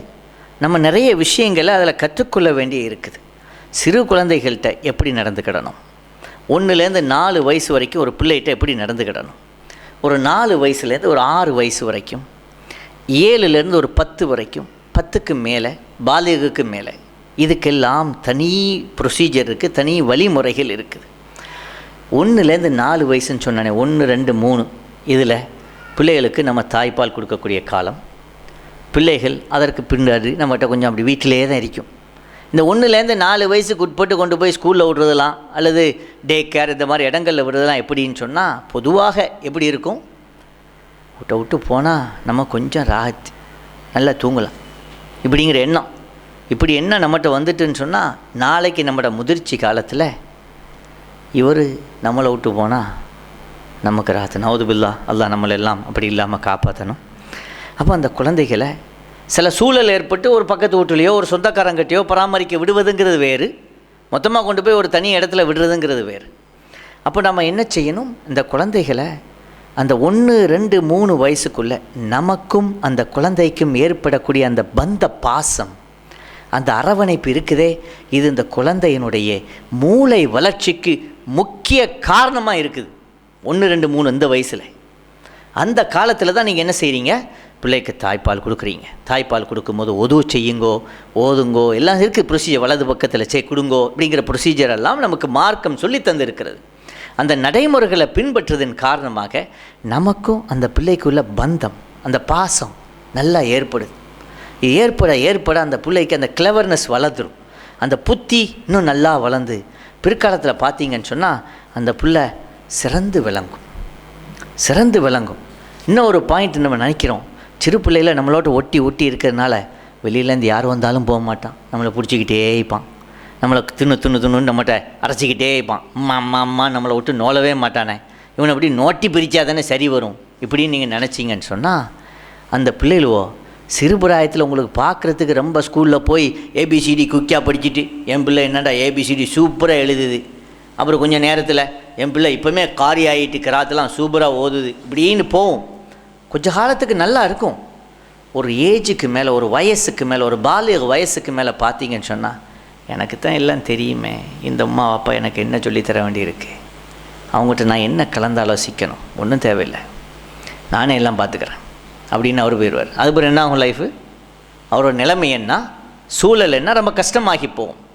நீங்கள் இதுவரைக்கும் ஏகப்பட்ட சஹாபாக்களுடைய சரிதைகளையும் இமாம்களுடைய சரிதைகளையும் அவுலியாக்கள் நாதாக்களுடைய சரிதைகள்லாம் நிறைய உலமாக்கள் நமக்கு சொல்லித்தந்து நீங்கள் கேள்விப்பட்டிருக்கிறீங்க. அதில் பாருங்கள், அவங்களோட சிறுபிராயத்தில் அவங்க நிறைய விளையாட்டு செய்திகளை செஞ்சுருப்பாங்க. நம்ம அதை விளையாட்டாக பார்ப்போம், அங்கங்கே ஓடக்கூடிய பழக்கங்கள்லாம் இருந்திருக்கும் சிறுபிராயத்தில். ஆனால் கொஞ்சம் அப்படி 7 வயசு தாண்ட பார்த்திங்கன்னா அவங்களோட நடைமுறைகள்லாம் மாறும். 9, 10 வயசுக்குள்ளே அவங்க ஹாஃபிதுகளாக ஆயிடுவாங்க, குரான் ஹாஃபிதுகள் ஆயிடுறாங்க. 10க்கு கொஞ்சம் தாண்டி பாலியகுக்கு முன்னாடியே ஒரு அவுலியாக்களுடைய லைனில் பூந்துடுறாங்க. அப்புறம் அவங்க லைஃப் அப்படியே மாறி போகுது. இமாம்கள் அவங்களோட லைஃப் வேறு மாதிரி போகுது, சஹாபாக்களுடைய லைஃப் வேறு மாதிரி போகுது. அப்போ அவங்களுடைய நிலைமை என்னான்னு சொன்னால், சிறுபிராயத்தில் தாய் தாப்பரோடு ஒற்றுமை, அரவணைப்பு, பாசம், பண்பு இதுகள் தான் ஆல்மோஸ்ட். என்னன்னு சொன்னால் அவங்க தான் வீட்டுக்கு லீடர் மாதிரி, அவங்க சொல்கிறபடி தான் நம்ம செய்ய வேண்டி இருக்கும். அப்படி போயிட்டுருக்கும். ஆரம்பம் இப்படி போகும். 4 வயசுலேருந்து 6 வயசு வரைக்கூடிய காலம். ஏன் 6 நீ சொன்னீங்க, 7 ஏன் சொல்லலைன்னு கேட்கலாம் நீங்கள் என்கிட்ட. அல்லாஹ் சுப்ஹானஹு வ தஆலா 7 வயசில் தொழுகும்படி ஏவும்படி பிள்ளைகளுக்கு சொல்லியிருக்கிறான். இந்த 6, 7ங்கிற கணக்கெல்லாம் இஸ்லாமிய கணக்கு. நீங்கள்லாம் உலக கணக்கு வச்சு 365 days a yearனு கணக்கு போட்டுறாதீங்க. ஏன்னா சந்திர கணக்குப்படி நம்ம கணக்கு போடுவோம், 355, 354 தான் டேஸ் வரும். அப்போ 4லேருந்து 6 வயசு வரைக்கும் ஒரு குழந்தை என்ன செய்யுன்னு சொன்னால், வளமையான கொஞ்சம் நம்மகிட்ட இருந்த அந்த ரொம்ப நேரம் தூங்குறது கொஞ்சம் குறையும், கொஞ்சம் ஓட்ட ஆட்டங்கள் நிறைய இருக்கும். பார்க்குறோம் அந்த வயசில் 4 வயசு பிள்ளைகளோ அங்கேருந்து இங்கேருந்து ஓடும். கொஞ்சம் கவனமாக நம்ம இருக்க வேண்டிய வயசு. இப்போ அந்த வயசில் என்ன செய்யணும், முக்கியமாக அந்த வயசில் நம்ம செய்ய வேண்டியது, 4 வயசு 4 மாதம் 4 நாள்லேருந்து நம்ம என்ன செய்வோம், ஓதி கொடுக்க ஆரம்பிப்போம். குர்ஆன் ஷரீஃபை சொல்லிக் கொடுக்க ஆரம்பிக்கிறோம். அப்படின்னு சொன்னால் இதுக்கு முன்னாடியே ரசூல் ஸல்லல்லாஹு அலைஹி வஸல்லம் அவர்கள் சம்மந்தப்பட்ட மார்க்கம் சம்மந்தப்பட்ட நிறைய சரிதைகள் அந்த பிள்ளைக்கு சொல்லி கொடுத்து வச்சுருக்கணும். அப்போ தான் அது மனசில் ஒரு ஹுப் இருக்கும், ஒரு ஹுப்பு இருக்கும். ஹுப் இருக்கிறதுனால அந்த பிள்ளை என்ன செய்யும், நம்ம சொல்கிறதுகளை ஏற்று நடக்கும். ஆனால் காலத்தின் அடிப்படையில் அது சரிவர இருக்காது. நீங்கள் அலிஃப்னு சொன்னால் அதை இப்படி தலையை இப்படி திருப்போம், அலிஃப்னு கொஞ்சம் சொல்லும், கொஞ்சம் நேரத்துக்கு முடிச்சிட மாட்டாவா, எப்போம்மா முடிப்பா அப்படின்னு கேட்கும். அப்போ என்ன செய்யணும், ஒரே ஸ்ட்ரெச்சில் 1 மணி நேரம் வச்சு அதை ஓத வைக்கிறத விட கொஞ்சம் நேரம் ஒரு 10-20 நிமிஷம் வச்சுட்டு அப்புறம் கொஞ்சம் ஒரு பிரேக் கொடுக்கலாம், திருப்பி அதை ஓத வைக்கலாம். பழக்கங்களை மாற்றி அந்த பிள்ளைகளை ஆர்வத்தை ஏற்படுத்தி, அந்த பிள்ளைகளுக்கு குர்ஆன் மீது ஆர்வத்தை அந்த வயசில் ஏற்படுத்தி அதுக்கு ஓதி கொடுக்க ஆரம்பிக்கலாம். அப்போ அந்த வயசில் என்ன செய்யுது, ஒரு பிள்ளை தன்னுடைய பழக்கங்களை மாற்ற ஆரம்பிக்கும். அந்த வயசில் நம்ம ஸ்கூலுக்கு அனுப்பக்கூடிய வயசை அது ஆரம்பிக்கும். 4-4.5 வயசு ஸ்கூலுக்கு அப்போ தான் நம்ம அனுப்புகிறோம். அந்த அனுப்பக்கூடிய வயசில் நம்ம இன்னும் சில விஷயங்களை ரொம்ப முக்கியமாக கவனிக்கணும். அது ஸ்கூலுக்கு போய் அங்கே நடக்கக்கூடிய நிறைய விஷயங்கள் அப்படியே கவனிக்குது. இது வரைக்கும் வீட்டில் தான் கவனிச்சிருக்கு 4 வயசு வரைக்கும். இப்போ ஸ்கூலுக்கு போகுது, அங்கே போனால் அங்கே என்ன நடக்குதுன்னு பார்க்குது. இங்கே வீட்டில் அம்மா பாத்ரூம் போனால் இப்படி செய்யணும்னு சொல்லிக்கிறா. இப்போ அங்கே எப்படி இருக்குதே, அது கன்ஃபியூஸ் ஆகிடும். அப்போ நம்ம என்ன செய்யணும், ஸ்கூலுக்கு போகக்கூடிய பிள்ளைகளும் வீட்டுக்கு வந்த உடனே தாய்மார்கள் கொஞ்சம் நேரம் ஒதுக்கி அந்த பிள்ளைகள்கிட்ட 1-to-1 டைம், இது ரொம்ப முக்கியம். தாய் பிள்ளையோட மட்டும்தான் இருக்கணும். இங்கே என்ன செய்கிறது, அம்மா ஒன்று சொல்லுவா, வாப்பா ஒன்று சொல்லுவா, கம்மா ஒன்று, அப்பா ஒன்று, சாட்சி ஒன்று, பெருமா ஒன்று, எல்லோரும் ஒன்று, மச்சா ஒன்று, குச்சா ஒன்று, எல்லோரும் ஒன்று ஒன்றா சொன்னால் அந்த பிள்ளை கடைசியில் என்ன செய்யும், கன்ஃபியூஸ் ஆகி என்ன செய்யணுன்னு தெரியாமல், இப்படி சொல்கிறோம் அப்படி சொல்கிறோம், சரி இதில் நமக்கு இதான் பிடிக்குது, இதை செஞ்சுட்டு போயிடுவோன்னு ஏதாவது ஒன்று செஞ்சிடு. ஒருத்தி நீ இட்லி தின்னுமா, இன்னொரு பொம்பளை பாப்பா நீ இடியாப்பம் வச்சுக்கிறேன் தின்னு, இன்னொன்று நான் பிரியாணி வச்சுக்கிறேன், இன்னொன்று அது வச்சுக்கிறேன். இப்போ பிள்ளை என்ன செய்யும், ஒன்றும் திங்காமல் கடைசியில் வெறும் தண்ணியோடு போயிடும். இந்த மாதிரி பிள்ளைகளை நீங்கள் குழப்பக்கூடாது. உங்களுக்குள்ள கருத்துக்களை பாப்பா அம்மாவோ மற்றவர்களோ பேசி உங்களுக்குள்ளே பேசி ஒரு முடிவுக்கு வந்துட்டு அதுக்கப்புறம் பிள்ளைகள்கிட்ட ஒரு விஷயத்தை ஒரு முறையை நீங்கள் தெளிவாக அந்த வயசில் சொல்லி வளர்க்கணும். ஸ்கூலில் நடக்கக்கூடிய விஷயத்தை கொஞ்சம் கொஞ்சம் கேட்கணும். நீங்கள் டெய்லி கேட்கணும். இதில் ஒரு துணுக்கு பாயிண்ட் நான் சொல்ல வேண்டியிருக்குது. ரொம்ப முக்கியமான விஷயம் சொல்லிடுறேன். இது நமக்கு பொருந்துமா என்னன்னு எனக்கு தெரியலை. நம்முடைய சக நண்பர்கள் பலர் தன்னுடைய குடும்பங்களோடு வெளிநாடுகளில் சென்று பிள்ளைகளை படிக்க வைக்கிறாங்க. அங்கே உள்ள கொள்கை கோட்பாடுகள் நமது கொள்கை கோட்பாடுகளுக்கு முரணானதாக இருக்குது. அப்படிப்பட்ட சூழலில் ஸ்கூலில் என்ன படித்து கொடுக்குறாங்க, எதை அந்த பிஞ்சு மனசில் பதிக்கிறாங்கங்கிறத நீங்கள் தினமும் கண்காணிக்க வேண்டும் என்பதை ஒரு வேண்டுதலாக இந்த இடத்துல வச்சுக்கிறேன். இது நம்ம ஊருக்கும் சில நேரங்களில் பொருந்தும். நீங்கள் என்ன செய்யணும், கவனிக்கணும். ஸ்கூலில் என்ன சொல்லி கொடுக்குறாங்க, இது கூடுமா இது கூடாதா, அது அப்படி செய்யலாமா இப்படி பிள்ளையை போட்டு குழப்பிட்டான். அந்த வயசு 4 வயசு 6 வயசு சின்ன வயசு பையன், அவங்கள நீங்கள் கவனிக்கணும். 6 வயசு தாண்டி இதுதான் அந்த 4-6 வயசுக்கு உட்பட்டது. அந்த 4லேருந்து 6 வயசு அவங்க ஓடி ஆடுறதுக்கூடிய சூழலில் அந்த பிள்ளைகளுக்கு நீங்கள் அதிகம் உணவுகளை கவனமாக பார்த்து கொடுக்கணும். சும்மா அரைச்ச மாவை வயிற்றில் தீட்டுறதுங்கிறதல்ல. உணவு டயட் நல்ல ஒழுங்கான டயட்டாக கொடுக்கணும். ஏன்னா ரொம்ப கூடவும் கொடுக்க தேவையில்லை, ரொம்ப குறைச்சும் கொடுக்க தேவையில்லை. உணவு நம்மளால் முடிந்த அளவுக்கு இது எல்லோரும் நம்ம முயற்சி செய்கிறோம். தாய்மார்கள் இதில் குறை சொல்ல வேண்டியதில் எல்லாரும் தன்னால் முடிஞ்ச அளவுக்கு தன்னுடைய பிள்ளைகளுக்கு செய்ய வேண்டும்ங்கிற எண்ணம் எல்லாத்துலேயும் இருக்குது. அது செய்யணும். இப்போ 7 வயசு ஆகிடுச்சு, நம்ம தொழுவ சொல்கிறோம். தொழுவ சொல்லும்போது நம்ம சில விஷயங்களை கவனிக்கணும். நீங்கள் எப்படி தொழுறீங்களோ அதை பார்த்து தான் அவன் காப்பி அடிப்பான். நீங்கள் சும்மா பிள்ளைகிட்ட சொல்லுவாப்பா ஒளி செய்யும்போது முகத்துக்கு கழுவணும், இப்படி செய்யணும் நம்ம பேசிடுறது. நம்ம ஒளி செய்யும்போது தண்ணி எடுக்கிறது, சலான்னு ஒரு இப்படி அடிச்சிடுறது, ஒரே வேகமாக தட்டிடுறது. இவன் பார்த்துட்டிப்பான், அவன் பாப்பா நோண்டோன்னு அவன் ஒழிச்சுவான். அப்படி தான் ஒரே அடி. பழைய காலத்தில் நம்ம பார்க்குறோம், ஹவுதில் போய் பள்ளிவாசலில் ஒழிச்சியும் நம்மலாம் சின்ன பிள்ளையாக இருக்கும்போது இதான் நடக்கும். ஒரே தண்ணியை சப்பாட்னு அடிக்கிறது. ஒளி செஞ்சு முடித்தா ஒரு குளிச்ச மாதிரி ஆயிரும், சட்டைக்கிட்ட எல்லாம் தண்ணி தான், இந்த மாதிரி ஆயிரும். இது என்னென்ன பார்த்து காப்பி அடிக்கிறது. ஆக நாம் சரியாக செய்கிறத பார்த்தா அந்த பிள்ளைகளும் என்ன செய்யும், சரியாக நம்மளை பார்த்து அப்படியே படிச்சுக்கிறோம். அது ஒரு காப்பி ஏஜ். 7 வயசுலேருந்து 10 வயசு வரைக்கும் தொழுகைக்கு அல்லாஹ் சுப்ஹானஹு வ தஆலா ஏவ சொல்லியிருக்கிறான். டேய் தொழு இப்படி சொல்லலை, ஏவ தான் சொல்லியிருக்கிறான். அப்போ ஏவ சொல்லக்கூடிய காலத்தில் தொழுகை அன்றிய மற்ற விஷயங்களையும் நம்ம ஏவணும். நம்ம சஜஷனாக சொல்லி பிள்ளைகளோட அதோட இம்பார்ட்டன்ஸை சொல்லணும். ரசூல் நாயகம் ஸல்லல்லாஹு அலைஹி வஸல்லம் அவர்கள் இந்த விஷயத்தை இப்படி செஞ்சாங்க, நீனும் இப்படி செய்ய முயற்சி செய்யணும் அப்படின்னு எடுத்து சொல்லணும். திருப்பி என்கிட்ட கேட்கலாம், நீங்கள் எப்படியா செய்கிறியோ எல்லா நேரம் முடியுமா அப்படின்னு கேட்கலாம். ஆரம்பத்திலே நானும் சொல்லிட்டேன், பெர்ஃபெக்டாக யாரும் இருக்க முடியாது. நானும் தப்பு செய்கிறேன், நீங்களும் தப்பு செய்கிறீங்க. எல்லாரும் இதிலிருந்து நம்ம என்ன செய்யணும், திருத்த நம்மளை பார்க்கணும். திருத்தி இதில் நம்ம என்ன செய்யணும், முன்னேற்றதுக்கான வழியை பார்க்கணும். இப்போ 10 வயசு தாண்டிடுச்சு, என்ன செய்யணும்? 10 வயசுக்கு மேலே தொழுகாத பிள்ளைகளை அடிக்கும்படி மார்க்கம் நமக்கு சொல்லித் தருகிறது. அப்போ எப்படி அடிக்கணும், ஏன்னா என்ன ப்ரொசீஜர்லாம் நமக்கு ஆலிம்கள் சொல்லித்தர்றாங்க. உலமாக்கள் மார்க்க நிபுணர்கள் நமக்கு எடுத்து சொல்கிறான். அதுக்காக என்ன செய்யக்கூடாது, அந்த 10 வயசு தாண்டின பிறகு பாலிகுடைய வயசை நெருங்கும்போது பிள்ளைகளுக்கு நீங்கள் கொஞ்சம் உரிமைகளை கூட கொடுத்தா தான் அந்த பிள்ளை நல்லா வரும். நீங்கள் ஆரம்பத்திலே நான் சொன்ன மாதிரி இஸ்லாம் சொல்லித்தந்த மாதிரி முதல்லையே ஏன்னா ஹுப்பு ரசூலையும் ஸல்லல்லாஹு அலைஹி வஸல்லம் அவங்களுடைய குடும்பத்தினர் மீது ஹுப்பையும் குர்ஆனையும் ஒழுங்காக மார்க்க விஷயங்களை ஒழுங்குபடுத்தி தன்மையாக முறையாக பிள்ளைகளுக்கு சொல்லிட்டு வந்தோன்னு சொன்னால் அந்த 15 வயசு ஆகும்போது அந்த பையன் ஒரு விஷயத்தை செய்கிறதா இருந்தால் அம்மா வாப்பாட்ட வந்து அவனாக கேட்பான். அட இப்படியா செஞ்சா நீ கேட்க தேவையில்லை, அவன் வருவான். அம்மா இப்படி இருக்க, என்ன செய்யணுமா, இதில் உங்களோட சஜஷன் என்ன சொல்கிறியோ அப்படின்னு கேட்பான். நம்மளோட கருத்தை அவன் சஜஷன் கேட்பான், ஆனால் அவன் செய்கிறது அப்படியே காப்பிடிச்சிடும். அந்த அளவுக்கு நம்ம மீது ஒரு மரியாதையை வச்சுருப்போம். அப்படி இல்லை, அவனுக்கு நம்ம சொல்கிற சஜஷன் சரியாக படலைன்னு சொன்னால் அங்கனே நம்மகிட்ட சொல்லுமா இப்படி செய்யலாமா அப்படின்னு ஒரு தன்மையாக நம்மகிட்ட கேட்பான். அந்த பழக்கங்களை நம்ம சின்ன பிள்ளையிலிருந்தே ஒரு பிள்ளைகளுக்கு நம்ம என்ன செய்யணும், வளமைப்படுத்த வேண்டும். பிள்ளைகளை அதிகம் ஏசக்கூடாது, திட்டக்கூடாது, செய்யாத, நோ அப்படி செய்யக்கூடாது, இப்படி செய்யக்கூடாது, இப்படிங்கிற பழக்கத்தை ஏற்படுத்தக்கூடாது. இதில் இன்னொரு விஷயம் நம்ம கவனிக்க வேண்டியிருக்கு. சில நேரங்களில் நம்ம பிற மொழிகளுக்கு அதிகம் முக்கியத்துவம் கொடுத்து நம்முடைய மொழி அரபு மொழிக்கு முக்கியத்துவம் கொடுக்கறத கொஞ்சம் குறைச்சிக்கிட்டு வர்றோம். இதையும் நம்ம கவனிக்கணும். இதை கொஞ்சம் கவனிக்கணும்னா அதை 1 வயசு 2 வயசில் செய்யுங்கன்னு உங்களை சொல்லலை. அந்த குர்ஆன் ஓதக்கூடிய வயசுலேருந்து அந்த பிள்ளைகளுக்கு கொஞ்சம் கவனம் அதிகமாக நம்ம செலுத்தணும். நம்ம சொல்லி கொடுக்குற முறையை பொறுத்து அந்த பிள்ளை படிக்கும். நீங்கள் ஸ்கூலில் முதலே போய் சேர்த்துட்டீங்கன்னு சொன்னால் அங்கே அவங்க இங்கிலீஷு அது மொழி மற்ற மொழிகள் மற்ற விஷயங்களை சொல்லி கொடுத்துட்டு அதுக்கு பிறகு தான் குர்ஆன் வரும். இல்லை, அரபி அதுக்கு பிறகு தான் வரப்போகுது. அப்போ அவன் பிள்ளை என்ன செய்வான், ஒவ்வொரு வார்த்தைகளை பேசும்போதும் கொஞ்சம் கன்ஃபியூஸ் ஏற்படும். ஏன்னு சொன்னால் அரபியில் இருக்கக்கூடிய சில வார்த்தைகளை இங்கிலீஷில் நம்ம ப்ரொனவுன்ஸ் பண்ண முடியாது.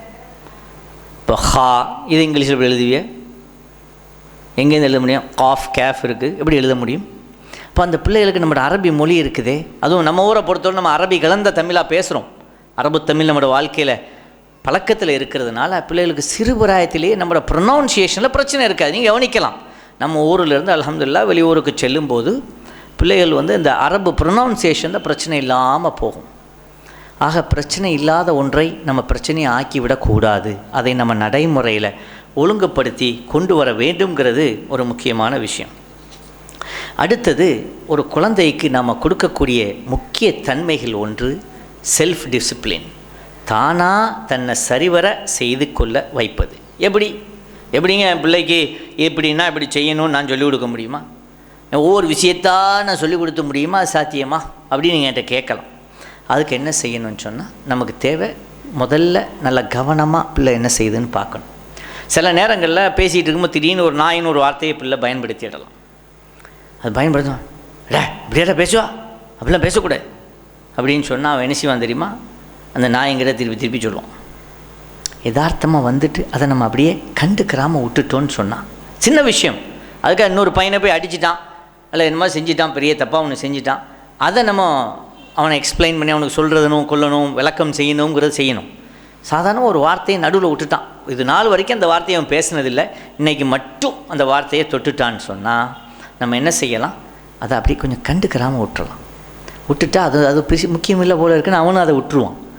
இன்கேஸ் அந்த வார்த்தை திருப்பி வருதுன்னு வச்சுக்கிங்க, திருப்பி சொல்ல ஆரம்பிச்சிட்டான்டா, நம்ம அவனை கூப்பிட்டு, பாப்பா இது இப்படி விஷயம், இதை ஸல்லல்லாஹு அலைஹி வஸல்லம் நம்மளை ஏவ சொல்லலை, இதை தடுத்திருக்கிறார்கள், இதை நம்ம செய்யக்கூடாதுமா அப்படின்னு அவனுக்கு தெளிவுபடுத்தலாம். அது முக்கியம் அந்த வயசில். அதை விட்டுட்டு அவன் செய்யக்கூடிய ஒவ்வொரு விஷயத்தையும் இங்கே என்னமோ இந்த கேமரா வச்சு ஒன்றுன்னா பார்த்து ஒன்று தான் மார்க் போடுறோம். ஒரு தப்பு தான் போட்டோம். ஸ்கூல்லையே பேப்பர் திருத்தும் போது சின்ன பிள்ளைக்கு தப்பாக இருந்தாலும் பிள்ளை டிக்கு போட்டு டீச்சர் ஒரு ஸ்டார்லாம் போட்டு அனுப்புகிறான். அவனுக்கு ஒரு மகிழ்ச்சி ஏற்படுது. இப்போ ஒரு பிள்ளை ஒரு நல்ல விஷயம் செய்யுதுன்னு சொன்னால் அந்த பிள்ளைகளுக்கு நம்ம என்ன செய்யணும்? வாழ்த்து தெரிவிக்கிறோம். ஒரு முட்டாயை கொடுக்குறோம். முட்டாயை கொடுக்குறதோ வாழ்த்து தெரிவிக்கிறதோ ஜஸாக்குமுல்லாஹு ஹைரா அல்ஹம்துலில்லாஹ் எல்லாம் சொல்லுங்க. ஆனால் ஒரு விஷயத்தை ஆட் பண்ணிக்கங்க, எதுக்கு சொல்கிறீங்கிறத அந்த பிள்ளைகிட்ட சொல்லிடுங்க. எதுக்கு சொல்கிறீங்க? அப்போ இப்படி செஞ்சியே அதுக்கு, ஏன்னா அப்போ தான் தெரியும் எதுக்கு நீ சொல்கிறீங்கன்னு. பிள்ளைகளுக்கு காலத்தினுடைய சூழல் தெரியாதனால எதுக்கு சொல்கிறீங்கன்னு தெரியாது. நம்ம சொல்லுவோம், அப்பா நீ இந்த மாதிரி சலவாத்து ஓதுனிய அதுக்கு இது அப்படிங்குமா அவன் என்ன செய்வான்? சலவாத்து நிறைய ஓதணும், அந்த ஆறுதல் அவனுக்கு ஏற்படும். இதுக்காக நான் சொல்கிறத சொல்லிவிட்டு நீங்கள் என்ன செய்யக்கூடாது, எப்போமெல்லாம் செலவாத்து ஓது அப்போமெல்லாம் இது கொடுக்கணும், அல்ல அப்படி செய்யணும் அப்படிங்கிற நடையல்ல. ஒரு பிள்ளைக்கு ஒரு நேரம் மிட்டாய் கொடுக்கலாம், ஒரு நேரம் தடவி கொடுக்கலாம், ஒரு மோந்துக்கிறலாம், எல்லாமே அந்த பிள்ளைக்கு ஒரு அப்ரிஷியேஷன், ஒரு பாராட்டுதல். ஒரு பிள்ளையை நம்ம என்ன செய்யணும்? ஆதரிக்கிறோம். ஒரு செயலை ஆதரிக்கிறதுனால அந்த செயல் திருப்பி ஏற்படும். அது நடை பழக்கமாக மீண்டும் மீண்டும் வர ஆரம்பிக்கும். அதே மாதிரி சிறு குழந்தைகளை சில விஷயங்களை விட்டு நம்ம தடுக்கிறது எப்படின்னு சொன்னால், ஒரு பிள்ளை ஒரு மஜ்லிஸுக்கு போவோன்னு சொல்லுது, அல்லது ஒரு இடத்துல போய் தொழு இடத்துக்கு போவோன்னு சொல்லுதுன்னு சொன்னால் இவங்க என்ன செய்யுது, அதெல்லாம் வேணாம், நீ ரொம்ப சின்ன பிள்ளை அங்கே போய் சேட்டை பண்ணிட்டிப்பா இப்படின்னு தடுத்தா அவன் என்ன நினைப்பான், என்னமோ நடக்குது பிள்ளைக்கு நமக்கு காட்ட மாட்டேங்கிறாவே. சின்ன பிள்ளைக்கு காட்டக்கூடாத விஷயங்கள்னு தனியாக இருக்குது, அது வேறு விஷயம். இது பிள்ளை வந்து பார்த்தா என்ன, நீங்கள் ஏன் அந்த இடங்களில் ஒரு அமைப்பு அதுக்கேற்ற மாதிரி ஒரு செட்டப்பை ஏற்படுத்தி, இப்போ உதாரணமாக சில நாடுகளில், துருக்கி போன்ற சில நாடுகளில் நீங்கள் போய் பார்த்தா பள்ளியை சுற்றி ஒரு பூங்காவே இருக்குது. அசரு தொழுவ வர்றாங்க, அங்கே அசரு லேட்டாக இருக்குது, வெயில் இல்லை, நம்மளை மாதிரி இல்லை, கூலாக இருக்குது, பிள்ளைகளை கூப்பிட்டு வந்துடுறாங்க, அசரு தொழுவு போட்டு அங்கே உட்காந்து பிள்ளை விளையாடுது, அம்மா அப்பா அங்கே உட்காந்துருக்குறாங்க, கொஞ்சம் பரிமாறம் பேச்சு ஏதோ பேசணுன்னா பேசுவாங்க, அல்லது அங்கே காய்கறி கறிகள் வாங்கினா வாங்குறாங்க, அவங்களோட வேலைகளை முடிச்சுக்கிறாங்க. அப்போ அந்த பிள்ளைகளுக்கும் பள்ளிங்கிற ஒரு தொடர்பு அங்கே இருக்குது. பள்ளியில் எல்லாம் நடக்குது, அங்கே தொடர்பு இருக்குது. அப்போ அந்த பிள்ளைகளோட தொடர்பை நீங்கள் துண்டிக்கக்கூடாது, தடுக்காதீங்க. ஆனால் நீங்கள் யோசிக்கலாம், ஒரு இடத்துக்கு கூப்பிட்டு போனால் பொது இடமா இருக்குதே, அந்த இடத்துல பிள்ளை போய் சண்டை பிடிக்குமே இல்லை ஏதாவது செய்யுமே, ஓடும். பிள்ளைண்டா ஓடத்தான் செய்யும், ஓடக்கூடாதுன்னா பொம்மை தான் வைக்கணும், பிள்ளை கட்டாயம் ஓடும். நீங்கள் அதுக்காக ஒரு தொழுவை ஆரம்பித்து இப்போ தராவி தொழு ஒரு 2 மணி நேரம் தொழுவுறியோ, அங்கே ஒன்று போய் உட்காந்து அவன் உட்காந்திப்பானா? அது அவனுக்கு சாத்தியமா? அது அவனுக்கு சாத்தியம் இல்லை. ஒரு சின்ன ஒரு 2 ரக்காத் தொழுவை இல்லை ஒரு 3 ரக்காத் தொழுவை, அதுனா அவன் இருந்துக்கிடுவான், கொஞ்சம் அட்ஜஸ்ட் பண்ணிக்கிடுவான். வீட்டில் கொஞ்சம் பழக்கம் இருந்தீங்கன்னா அவன் இருந்துடுவான், அவன் பிரச்சனை பார்ப்பான், அவன் பல பேரை பார்க்குறான். அப்போ அவனுக்கு அந்த ஆர்வம் ஏற்படும். நம்ம வீட்டில் சில பிள்ளைகளை பார்க்கலாம், பாப்பா தொழுதுன்னு இவர் வந்துடுவார், இவருக்கு முசல்லா சின்னது ஒன்று போடணும், போட்டிவோ அல்லாஹ் அக்பர், அதோட நேராக படுத்துருவோம், சுஜூதுக்கு போயிடுவோம் ஸ்ட்ரைட். இதை தடுக்கக்கூடாது. நீங்கள் அப்படி தப்பாக செய்கிறா, இப்படி இல்லை ருக்குவுக்கு போ, 4 வயசு பிள்ளை இவ்வளோ திருத்துவோம், 4 வயசு பிள்ளை ருக்குவுக்கு போ, இப்படி செய், இப்படியெல்லாம் கையை காட்டுவோம். அப்படியெல்லாம் அந்த பிள்ளைகளை இந்த விஷயங்களை பார்த்து பார்த்து அது பழகுது, நம்மளை பார்த்து இமிட்டேட் பண்ணுது. அந்த பழக்கங்களை நம்ம தடுக்கக்கூடாது. பிள்ளைகளுக்கு நம்ம என்ன செய்யணும், அந்த வசதிகளை செய்து கொடுக்கணும். இதற்காக நம்ம எப்போவுமே குழந்தைகளுக்கு நிறைய சரிதைகளை சொல்லிக் கொடுக்க பழக்கங்களை நம்ம ஏற்படுத்தணும். சரிதைகள் நிறைய சொல்லணும். சரிதைகள் சொல்ல சொல்ல அந்த பிள்ளைகளுக்கு ஆர்வங்கள் அதிகமாக ஏற்படும். அதை நிறைய கற்றுக்கிறணும் அப்படிங்கிறது நிறைய நினைக்கும். ஆக நான் ஒரு பாயிண்ட்டை சொல்லிட்டு வந்துட்டு இருந்தேன், செல்ஃப் டிசிப்ளின், தன்னடக்கம் எப்படி ஒரு பிள்ளைக்கு ஏற்படுத்துறதுன்னு சொல்லும்போது, அந்த பிள்ளைகள் மீது நீங்கள் கவனம் ஏற்படுத்துங்க. பிள்ளைகளுக்கு தேவையான பொருட்களை வழங்குங்க. இப்போ இந்த பொருட்கள் வந்த உடனே நீங்கள் நினைக்கலாம், இதுக்கு நிறைய செலவாகுமோ, எப்படி செய்கிறது அப்படின்னு சொல்லி. இப்போ நம்மகிட்ட உள்ள ஒரு சின்ன பிரச்சனை இதுதான். நம்ம என்ன செய்கிறோன்னு சொன்னால், பிள்ளைகளுக்கு வாங்கி கொடுத்தா வரிசையாக ஒரே ஐட்டம் 10 காரை வாங்கி கொடுத்துரு, சின்ன சின்ன காராக 10 கார், அப்படி இல்லை துப்பாக்கி ஒரு 10 துப்பாக்கி 5 3 துப்பாக்கி இப்படி வாங்கி கொடு. இப்படி அல்ல, பிள்ளைகளுக்கு பிடிச்சதே என்னன்னு சொன்னால் விதவிதமாக இருக்கணும். நம்மளோட சோத்து தட்டும் பிள்ளையோட தட்டும் ஒரே மாதிரியாங்க இருக்குது. அதுக்குன்னு ஒரு தட்டு கடையில் வாங்க போனால் எப்படி இருக்குது, ஒரு பூ மாதிரி வச்சுக்கிறான், அதில் ஒரு படம் வரைஞ்சிக்கிறான், ஒரு மரத்தை வரைஞ்சி வச்சுக்கிறான். நம்ம ஒரு பேக்கு போட்டு அதில் கார் படம் வச்சா பேக்கு போட்டு போகிறோம், சிரிப்பான் ரோட்டில் போகிறோம். அந்த பிள்ளைக்கு எப்படி வச்சுருக்கோம். அப்போ அந்த பிள்ளைகளுக்கு விளையாட்டு சாமான் வாங்கி கொடுத்தா பல வித்தியாசமான விளையாட்டு சாமான்களை வைங்க. நம்ம ஊரில் நல்லாத்தா தங்கச்சி மாதிரி பக்கத்தில் இருக்கிறதுனால 2 பேருனுடைய குழந்தைகளும் ஒன்று சேர்ந்து விளையாடுற மாதிரி விஷயங்களை வைக்கும். 2 பேரும் ஒன்றா சேர்ந்து விளையாடட்டுமே. இது இவன்டே, இது இஸ்மாயில்டே, இப்படின்னு பிரிக்காதீங்க. என்ன பிரிப்பது, எல்லாத்துக்கும் தான். நீ கொஞ்ச நேரம் விளையாடு, தம்பிக்கு கொஞ்ச நேரம் கொடு, மச்சானுக்கு கொஞ்ச நேரம் கொடு, இப்படி பிரித்து விளையாடட்டும். சிறு பிராயத்திலேயே இந்த பழக்கத்தை ஏற்படுத்துங்க. நீங்கள் ஒவ்வொரு பிள்ளைக்கும் அதே சாமானை வாங்கி கொடுக்கணும் சாத்தியம் இல்லை. இதனால தான் என்ன ஆகுது, நம்ம நிறைய சின்ன சின்ன கார் கொஞ்சம் குவாலிட்டி குறைஞ்ச காராக வாங்கி கொடுக்குறோம். அப்புறம் அது வாயில் வச்சுருது சின்ன பிள்ளைகளோ, அப்புறம் அது டாக்ஸிக் ஆகிட்டு இதனால் பிரச்சனை ஆகிட்டு பிள்ளைக்கு வாயில் புண்ணு வந்துட்டு அது வந்துட்டு டாக்டர்கிட்ட போக வேண்டி வந்துடுது. இதுக்கெல்லாம் அந்த 3 காருக்கு பதிலாக ஒரே காராக கொஞ்சம் நல்ல ஸ்டாண்டர்டான ஒன்றா வாங்கி ஒரு பொருளை வாங்கி கொடுத்தா அந்த பிள்ளைகளோ சேர்ந்து பகிர்ந்து விளையாடக்கூடிய பழக்கத்தையும் ஏற்படுத்தும். விட்டு கொடுத்து விளையாடும். என்றைக்குமே பிள்ளைகள் ஒரு விஷயத்தை விட்டு கொடுக்கலன்னு நினச்சி நீங்கள் போய் பிரித்து கொடுத்தீங்கன்னு வச்சுங்க, அதுக்கு ஒரு பார்த்தீங்கன்னா அவன் 2 பேரும் விளையாடிட்டு இருப்பான், நம்ம தான் சண்டை பிடிச்சிட்டு இருப்போம். இவமாவும் அவமாவும் சண்டை பிடிப்போம். என் பிள்ளைகிட்ட நீ பேசிட்டா, என் பிள்ளை அடிச்சிட்டா, அப்படி செஞ்சுட்டா, உன் பிள்ளை பண்ணிட்டான், அப்படி பண்ணிட்டான் அப்படின்ட்டு. ஆனால் அவன் 2 பேரும் கொஞ்சம் நேரம் கழித்து பார்த்து அங்கே விளையாடிட்டு இருப்பான். அவன் ஜாலியாக தான் விளையாடுவான். சின்ன பிள்ளைகளுக்குள்ளே அந்த சண்டைகள் வருவது இயல்பு. அதை கொஞ்சம் தூரத்தில் நின்று நம்ம கவனிக்கணும். அவ்வளோதான், கவனிக்கணும் என்ன நடக்குதுன்ட்டு. கொஞ்சம் கைகலப்பு வந்துட்டுன்னா அதை நம்ம என்ன செய்யணும், பிரித்து விடுறதுக்கான முயற்சிகளை எடுக்கணுமே தவிர்த்து அவங்களோட பேச்சுகளில் சில தவறான வார்த்தைகள் வந்தால் மட்டும் நம்ம தடுக்கணும். அதை எப்போவுமே போய் நிப்பாட்டணும்னு நம்ம நினைக்கக்கூடாது. ஏன்னா இதை நம்ம என்ன செய்யணும், ரொம்ப கவனமாக பிள்ளைகள் விஷயத்தில் நம்ம கவனிக்க வேண்டியிருக்கு. பிள்ளைகளுக்கு ஒரு பொருளை வாங்கி கொடுத்து அதை ஷேர் பண்ண வைங்கோ.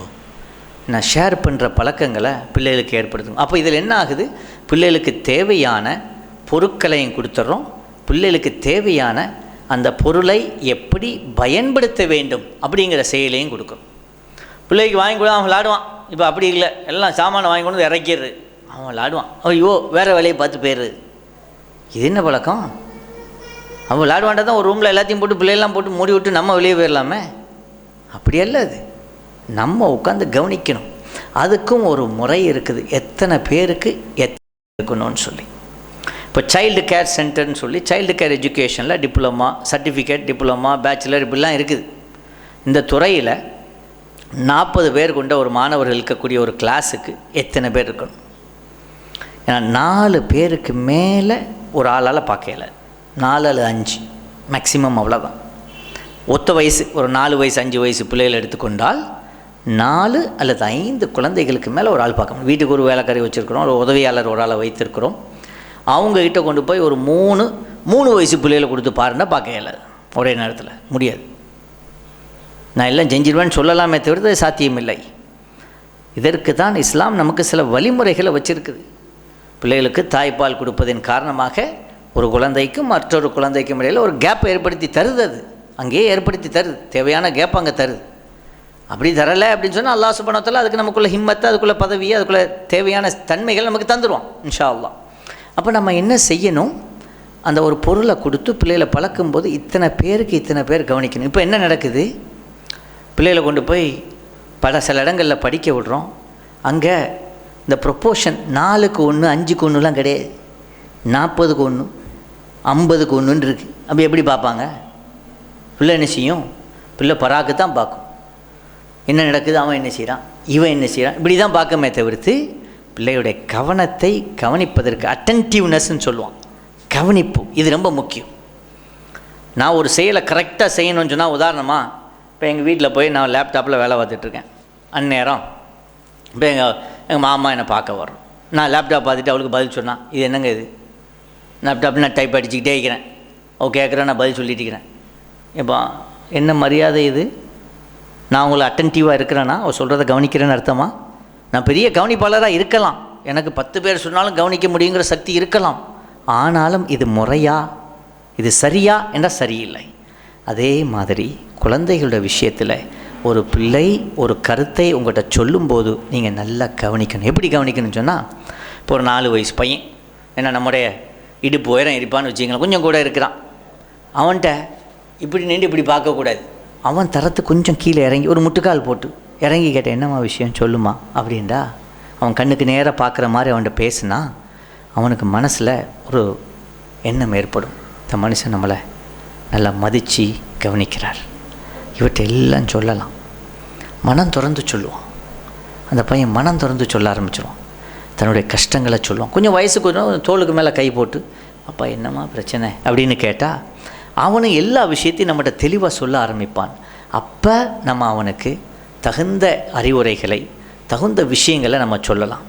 ஆக இதில் தேவையான முக்கியமான விஷயம், குழந்தைகளை பராமரித்து சரிவர வளர்ப்பதற்கு நம்மிடம் தேவை, செய்யணுங்கிற ஒரு எண்ணம் வேணும், ஒரு கமிட்மெண்ட். இதை கட்டாயம் நான் செய்யணும், இதனுடைய கடமை, இஸ்லாம் எனக்கு சொல்லித்தந்த கடமை. இது ஒரு அமலாக, ஒரு இபாதத்தாக நமக்கு மார்க்கம் சொல்லித்தந்து இருக்கிறது. நான் அங்கே போய் இங்கே போய் மற்ற வேலையை செய்கிறதை விட மார்க்கத்தில் இது நமக்கு சொல்லித்தரப்பட்ட இபாதத். ஏன் பிள்ளைய இன்னொரு ஆள்கிட்ட விட்டு அவன் மொத்தமாக வளர்த்தா போதும், நான் இங்கே உட்காந்து 24 hours குரானை ஓதுவங்கிறது அர்த்தம் அல்ல. அது இஸ்லாம் சொல்லித்தரலை, அப்படி அல்ல நமது இஸ்லாம். எனக்கு தெரிஞ்சு என்ன தவறாக இருந்தால் என்னை திருத்தட்டும். ஏன்னா இப்படி சொல்லித்தரலை. நம்ம என்ன செய்யணும், நம்மளோட குழந்தைகளை கவனிப்பது நம்முடைய கடமை, அது நம்முடைய இபாதத்துன்னு சொல்லி அதில் ஒரு நம்ம என்ன முக்கியத்துவம் கொடுக்கணும். 2வது, அதில் நிலைத்து நிற்க வேண்டும், தொடர்ந்து செய்யணும். கொஞ்சம் கடினம்தான், இல்லைன்னு சொல்லலை, அதனால் உங்கள் காலுக்கீழே சொர்க்கமே வந்து இறங்கிடுதே, கடினமான விஷயம்தான், அதில் நீங்கள் நல்ல கவனம் செலுத்தணும். 3வது, பொறுமையாக செயல்படணும். இந்த 3 நம்மகிட்ட வரணும். இது 3 வந்துடுச்சுன்னு சொன்னால் இன்ஷா அல்லாஹ் நம்ம அந்த துறையில் நிறைய விஷயங்கள் நம்ம செய்யலாம். பிற்காலத்தில் நம்ம பிள்ளைகளும் நம்மளை மணி போல பார்க்கும். அந்த ஒவ்வொரு விஷயமும் நம்ம ரொம்ப ஆர்வமாக பார்ப்போம். ஒரு சின்ன கதையோடு இந்த செய்தியை நம்ம முடிச்சுக்கிறோம். நேரம் முடிப்பதன் காரணமாக நம்ம நிறுத்திக்கொள்வோம்.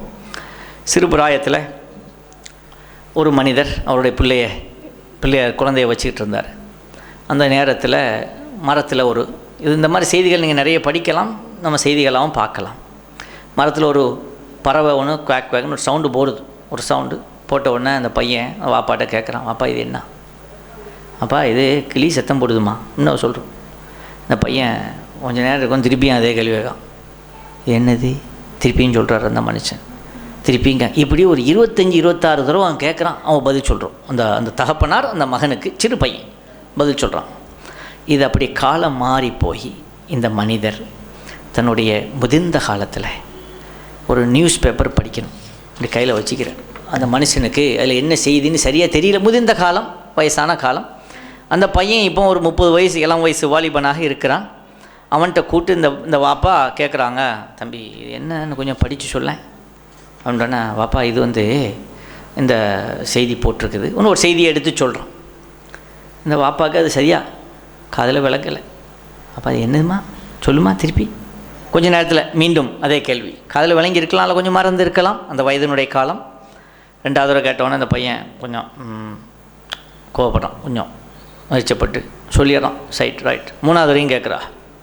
4வது தடவை கேட்ட உடனே 5வது தடவை கேட்டோன்னே அவனுக்கு கொஞ்சம் கோவம் வந்துட்டு, இத்தனை தடவை சொல்லித்தரேன்னு இதே விஷயத்த திருப்பி கேட்டால் அவனு இதாக வரும், கொஞ்சம் சூடாகணும். அப்போ அந்த வாப்பா தன் மனசில் ஞாபகப்படுத்தி என்ன செய்கிறாரு, உடனே போய் தான் ஒரு டைரியில் எழுதி வச்சுருந்தாலும் அதை எடுத்து கொண்டு வந்து காட்டுற. வாப்பா சின்ன வயசில் ஒரு பறவையை கேட்டால் 26 தடவை சொன்னேன், இப்போ ஒரு விஷயத்தை 4 தடவை கேட்ட உடனே நீங்கள் இதாகிட்டீல. ஏன்னா எந்த அளவுக்கு நம்ம அந்த பிள்ளைகள் மீது அன்பாக இருக்கணும், அதுக்காக நம்ம தொடர்ந்து பாசத்தோடு அன்போடு நம்ம செயல்படணுங்கிற விஷயத்தை நம்ம தெரிஞ்சுக்கிடணும். இதுக்கு ரப்புல் ஆலமீன் நமக்கு இந்த விஷயத்தில் பெர்ஃபெக்ட் மதர் என்பதற்கு உதாரணமாக இருந்த கண்மணி நாயகம் ஸல்லல்லாஹு அலைஹி வஸல்லம் அவர்களுடைய அருமந்த தாயான ஆமினா ரலியல்லாஹு அன்ஹா அவர்களை போன்றும் மேலும் உம்மஹாத்துல் முஅமினீன் ரலியல்லாஹு அன்ஹுன்ன அவர்களுடைய போன்றும் வாழ்வதற்கு, நாம் நடைமுறைப்படுத்துவதற்கு அவருடைய துஆ பரக்கத்தை கொண்டும் ஏனைய சஹாபாக்கள், சஹாபியத்து பெண்கள் மற்றும் மௌலியாக்கள், நாதாக்களுடைய துஆ பரக்கத்தை கொண்டு நமக்கு இந்த வாய்ப்பினை, இந்த முயற்சியை வெற்றியாக்கி தருவானாக. ஆமீன் யா ரப்பல் ஆலமீன். வாஹித் தஆனா அல்ஹம்துலில்லாஹி ரப்பில் ஆலமீன். அஸ்ஸலாமு அலைக்கும் வரஹ்மத்துல்லாஹி தஆலா வபரகாத்துஹு.